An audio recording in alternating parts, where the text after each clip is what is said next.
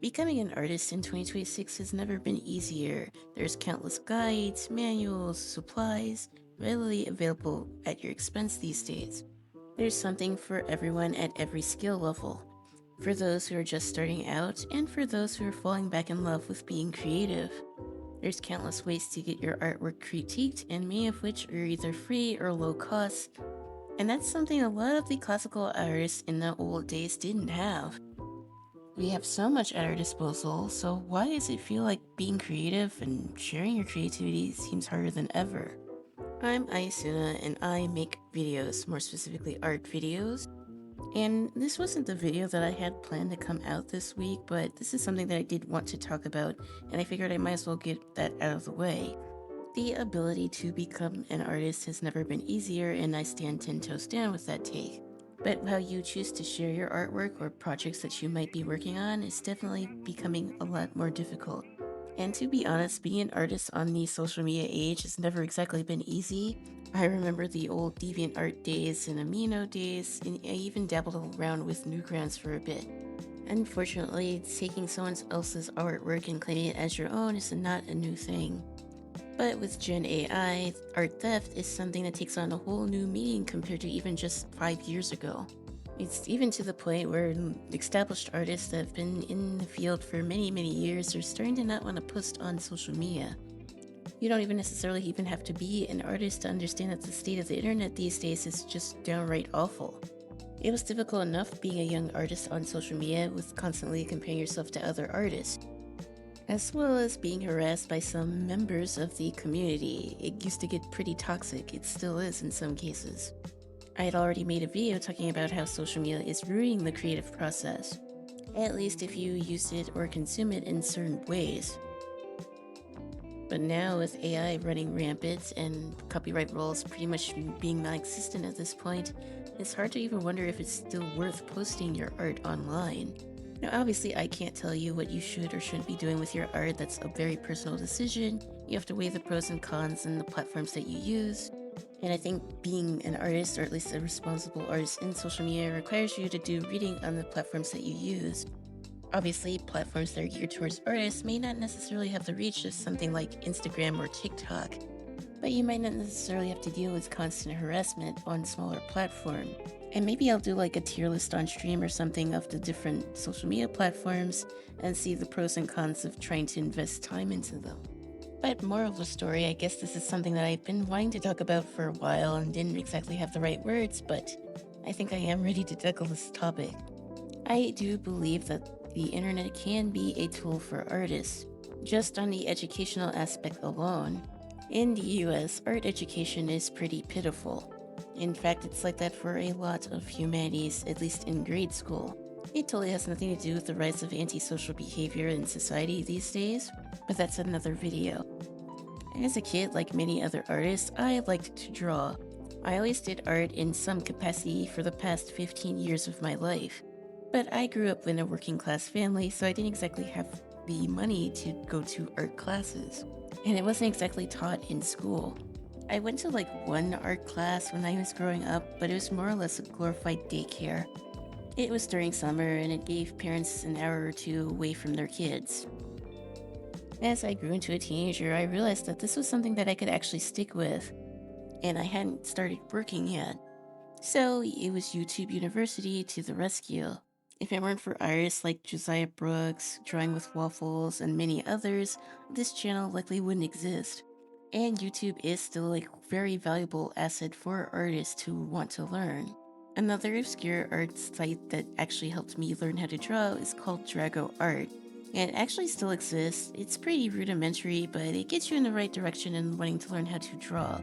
It fulfilled my inner weeb back in the day. It helped me learn how to draw anime characters. And I guess if you guys are interested, I could actually make another video about the different art resources that I use. So if you're interested in that, let me know down in the comments. But yeah, initially the internet was a tool for artists and it was pretty successful in that regard. And the fact that some artists were able to make a career off of it. Nowadays, it does feel like a totally different space. There's a lot of negativity to go around and it's not completely unfounded. A lot of that has to do with AI, of course. and how these platforms go about disclosing that they are using it and using people's content to train upon it. Twitter, of course, used to be a hub for many artists. It still is in some cases and communities. Unfortunately, art theft was always sort of a thing on Twitter, as well as bots and scammers. It's nothing new, unfortunately. And ever since Elon took over the platform, the performance of that site has gone down drastically. I quit Twitter over a year ago, and I damn sure don't regret it after hearing the latest news about that platform. It's a cesspool, and that's still putting it lightly. Even if you can move past the toxic behavior on that website, that pales in comparisons to the AI component of Twitter, and that's Grok.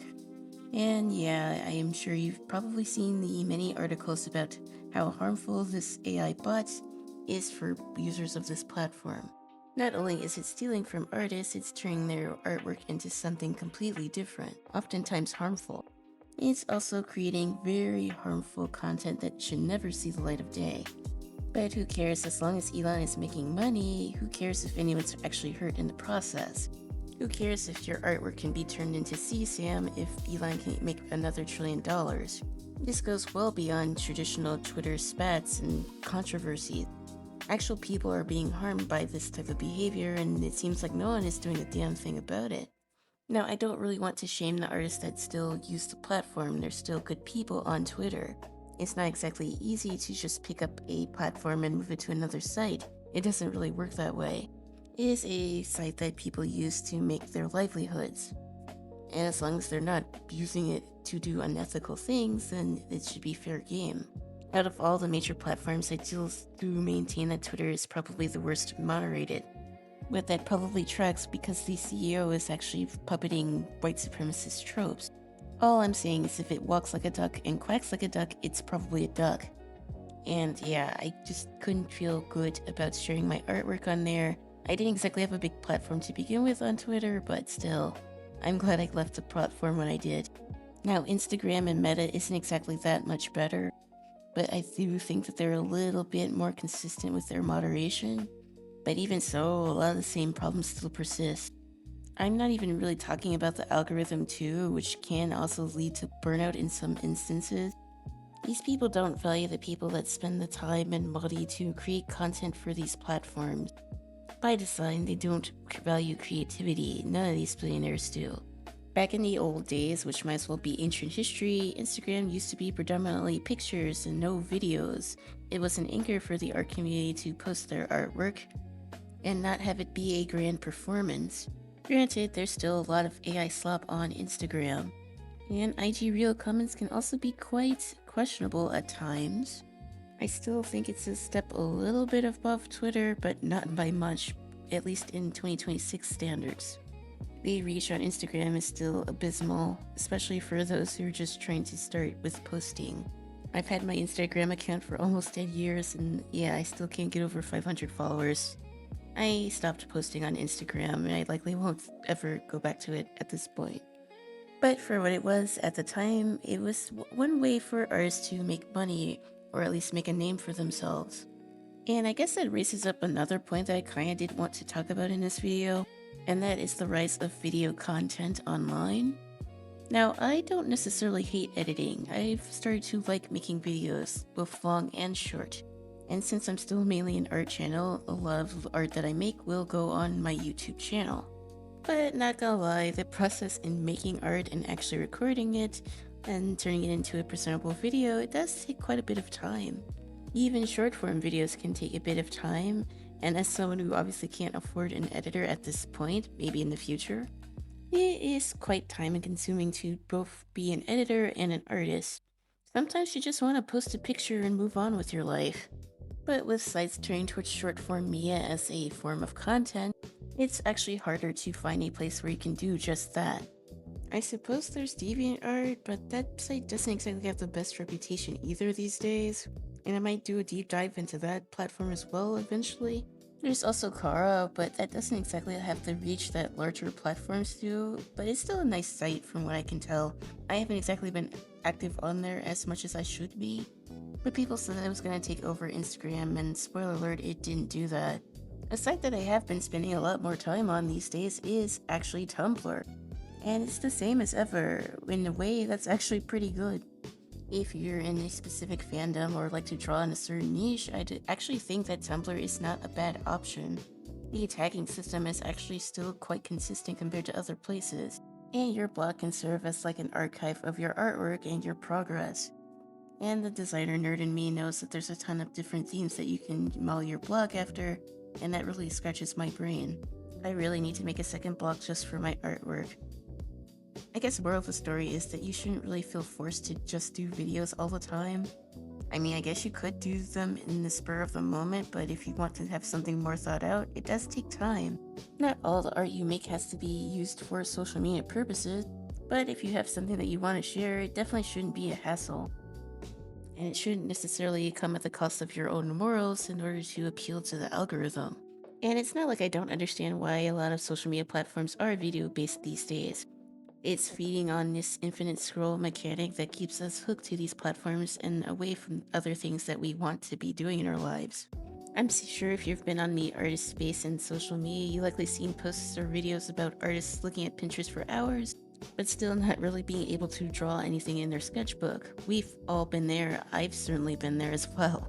And I love Pinterest. I use the platform almost every day. And I have a ton of images saved on there of ideas that I want to draw, but let's be real, I have only drawn like a fraction of them. So I guess this leads me to the point and a question for you down in the comments. Is there a balance to be had between social media and creating art? Can you successfully integrate both into your routine? And what are the ways to stop yourself from getting overwhelmed? I talked about this at length in previous videos, but since the social media aspect changed since I last even made that video, it's hard to keep up with everything and still be an artist. It's easier to start art, but staying an artist and creating constantly is becoming more and more of a challenge. And that's partly because of all the distractions we have online, ironically enough. I do still think that there is a way to find a balance between them both, but it's definitely going to take a lot of discipline. In my case, I try not to make my art clip-based, if that makes sense. I try to time myself. Most of the art that I do is on stream, where I can't necessarily get distracted by something else. I try to set aside at least 30 minutes per day to draw something or do something that's creative and away from my phone, which is why I keep my sketchbook. I do think it's important for artists or just creative people in general to have something that is away from the computer. Too much of something is usually bad, and the screen is no exception to that. I need to work on having a little less screen time myself. And adjacent to that is try to fall back in love with physical media. I will concede that the art community does tend to have an overconsumption problem, and newsflash, that's also due to social media and the hyping up of certain products. But certain trends weren't actually all that harmful. I talked about it in my art predictions video, but the trend of painting on old calculators and stuff like that was actually pretty cool. In a world devoid of creativity and color, I do think it's important to spread the creativity as much as you can. Being able to be creative in the first place is a source of strength that definitely shouldn't be taken lightly. Also, don't be afraid to dabble in the fandoms that you used to be super crazy about. Like I said, I went back on Tumblr and I'm finding a lot of my old special interests. And I realized that my 14-year-old self was really cooking back in a day. I even started reading fan fiction again, believe it or not. But it actually helps my attention span grow and I want to work on my own stories. Not to mention there's so many talented artists that are still on Tumblr to this day. I don't necessarily believe in dwelling in the past, but taking a look back might not actually be all that bad either. Inspiration comes in some of the weirdest places, so just be open to that, I guess, is the advice here. We shouldn't let these corporations dictate why we become artists in the first place. Even if you are trying to make art a career, you didn't do it just because of these platforms. We get so caught up with trying to catch the algorithm that we even lose sight of why we're doing art in the first place. Artists can of course make art for money, and there's nothing wrong with that despite what some people say, but commodifying every piece of art we make and every step of the way that we do it is not good for the mental health. Whether it's our own original characters or even fan art that we decide to paint or redo or whatever, we are still sharing a part of ourselves. And tying our worth to how many likes it gets as well as how well it performs online, it's obviously not good to do. at least for every single thing that you create. Back when I did start YouTube and started posting more on TikTok and other places, I sort of felt like I was trying to do the whole algorithm rat race. And as a result, I was becoming more, I guess, out of touch with my creative process. I already made a video talking about that and how I was feeling burnt out for a while. Now, I don't think I'll ever hate doing art. I've done it for so long. It's my longest running hobby. When I say I was feeling burnt out, I think I meant I felt disconnected to what I was creating. I didn't really feel excited to draw, which was something that I felt for many years. And looking back at that video and thinking about it now, I had started to find my groove in making YouTube content. And I felt the pressure to be consistent with what I uploaded. I wasn't making art to make art, I was making art because I felt like I had to have something ready for each week. And I'm sure a lot of you neurodivergent people know if you feel like you're forced to do something, you really don't want to do it. And it's not even that I don't like art. Like I said, I love art. I'll probably always do it at some capacity in my life. But sharing a part of myself, whether it was my own characters or my fan art, leaves you feeling a little bit vulnerable and insecure. I mean, you still are sharing a piece of yourself to the world. And YouTube is a lot more expansive than like your average artist social media platform. It's not like your friend's Discord server or even like DeviantArt or Mino. It's a whole huge platform. So sometimes you might second guess a little bit before you put something out. It was also around that time where I decided I kind of wanted to branch out with my channel. And as a result, I really didn't post a whole lot of art in 2025, even though it was probably the year that I've drawn the most since becoming a full-fledged adult. Now, why is that? Through all the reasons that I mentioned, social media platforms constantly changing, feeling like I was chasing this mystical algorithm, and feeling disconnected from what I was doing, I majorly scaled back the art that I shown on social media. And unironically, by doing that, I felt like I made the most progress that I had in years. When I was just doing art to be doing art, I didn't feel the pressure of everyone seeing my every move. I felt like I could do whatever I want and not have to worry about appealing to anyone. And in a way, it was really fun. Most of the art that I did post online was from my stream. And in doing so, I think I was better able to improve because I wasn't thinking about, well, how much it was going to be perceived. I think this is most noticeable with my digital art. Before, doing something like this would have took me 3 hours at the least, but for this particular video, this particular piece took like an hour. Now, I understand some people are trying to make their art into their livelihood. I still mainly do art as a hobby. If I were ever to get monetized for it, I certainly wouldn't be upset about that. But it's easy for me to say, don't post as much and you might actually like doing art again. Everyone's not in that situation. But I still think the similar idea applies as the screen time one does. Have a junk sketchbook, let it not be something that's like super expensive, but still of decent quality that you can try a bunch of different things with. Similarly speaking with digital art, just have a canvas where you try all sorts of different things. In my case, I usually try to spend a few minutes drawing before I start stream, that way I'm warmed up. That way that my canvas could be the messy canvas where I just do whatever and not really think about the consequence. I used to be a pretty bad perfectionist, and I still have those tendencies even now. One way to get over it is to just be messy. And not in the drama slop messy. In this particular study, for instance, I didn't really worry about having a sketch. I just put the colors down where I thought they should go. I needed to study color theory and values, so this type of exercise helps a lot. When I first tried to do this, it was a hot mess, and I probably won't share those drawings with Stream or YouTube, but I kind of had to figure it out on my own if I wanted to improve, and I didn't have to worry about what other people thought, if that makes sense. And if you guys are interested and want to see me do art studies like this, then don't hesitate to follow my Twitch, IasinaVT, which I'll have linked down below. I think for now, though, I will focus a little bit less on studies and more for art on my channel. I already started working on emotes for my subs. And maybe I'll set like a whole sub goal for Twitch to get sub badges done. I think that will be a really fun way to personalize the people that have been supporting me, and I'm very thankful for those who do. I realize breaking down my favorite shows and games and whatnot is something that I want to continue doing on this channel. So again, if you like that type of content, don't hesitate to like this video as well as subscribe. We're almost close to 250 subscribers at the time of me recording this, which is a lot of people when you think about it. Now, I don't have a set schedule for content at the moment, but I'm working towards that, and I definitely want to be more consistent on both Twitch and YouTube. I enjoy doing both, and I really want to keep going. But enough shilling aside, back to the main topic at hand. And it's funny, while I'm creating this video talking about social media and art, there's some weird outage going on with TikTok, and a lot of people are feeling sussed out by the new changes. I don't really mess with TikTok that much. I stream on TikTok, but I haven't really posted any short form videos on there in months. Long story short, the original owners of TikTok got bought out by the Ellison. At least for the US version of the app, it was pretty much banned like a year ago, but it never actually got banned, if that makes sense.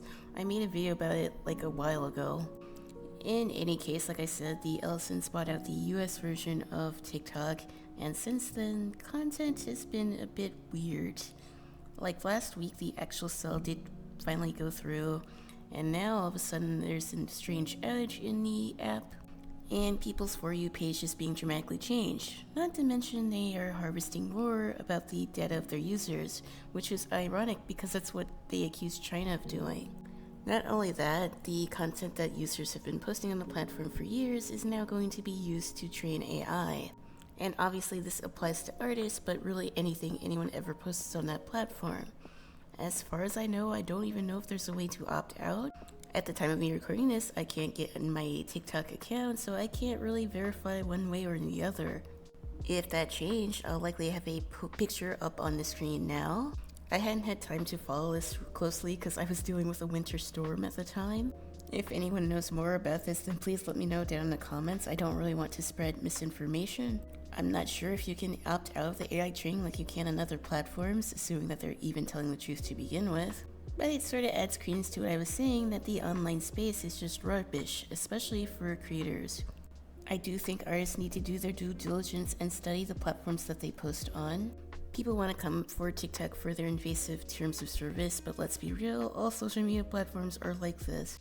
You have to make the decision on what platforms are worth putting your time into, and thinking about the type of content might fit on each platform. That is a decision that you will have to make based on what you do with your art.